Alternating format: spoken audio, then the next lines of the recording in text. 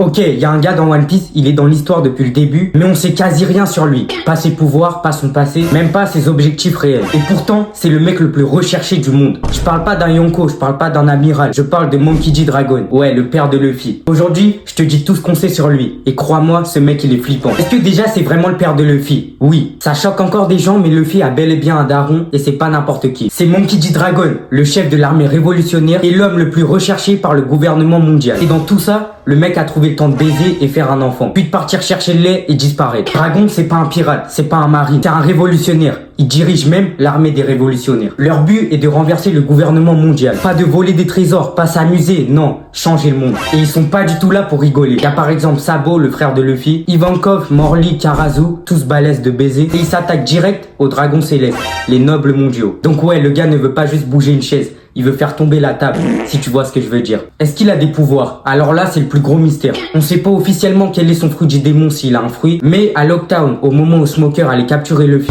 Dragon débarque et là, il y a une tempête énorme, des éclairs, du vent, du tonnerre. Smoker, il est paralysé et Luffy, il est sauvé par le destin. Est-ce que Dragon contrôle la météo? Est-ce qu'il a un fruit du vent, de la nature? Ou est-ce que c'est juste un putain d'imposteur? Oda dit rien et c'est pour ça que Dragon, il fait peur. S'il veut t'attaquer, tu sais même pas comment il va t'attaquer. Monkey D. Dragon, Monkey D. Luffy, Monkey D. Garp, le grand-père. 3 générations, 3 styles, mais une seule lettre qui revient, le D. On sait que ceux qui portent le D ont un rôle énorme dans l'histoire. Volonté du D, ennemi naturel des dragons célestes, et Dragon, il est pile au milieu. Garp est la justice absolue, Luffy est la liberté totale, Dragon est la révolte contre le système. C'est presque le lien entre l'ancien monde et le nouveau. Et là, tu te dis sûrement, est-ce que c'est lui le vrai héros de l'histoire? Ok, là, je vais te présenter les théories les plus solides sur Dragon. Première théorie, il connaît la vérité sur le siècle oublié. Parce qu'il a sûrement lu les poneglyphes avec Robin, et il agit comme un mec qui sait des choses dangereuses. Théorie numéro 2. Il a un lien direct avec Imu et les secrets de Marie-Joie. Parce qu'il cible les bases du gouvernement et il attaque les dragons célestes. Théorie numéro 3. Il cache sa puissance volontairement. Peut-être qu'il veut éviter un conflit trop tôt, peut-être qu'il attend Luffy. Bref, ce mec se BR pendant que le monde entier panique. Imagine un monde où Luffy devient le roi des pirates, le gouvernement mondial commence à tomber